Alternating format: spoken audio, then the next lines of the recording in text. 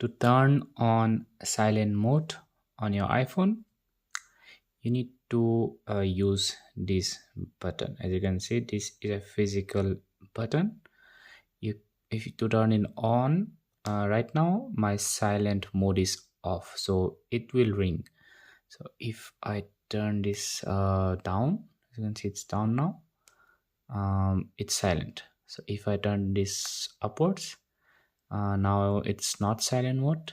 Now if I turn it down, it's now silent mode.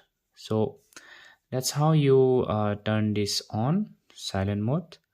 On the Pro version with the 3 camera, you will find an option here. So there will be an option which by tapping it, your silent mode will either on or get off. But on non-pro mode, non-pro iPhones, your silent button is this. So yeah, that's how you turn on and turn off silent mode on your iPhone. Thanks for watching.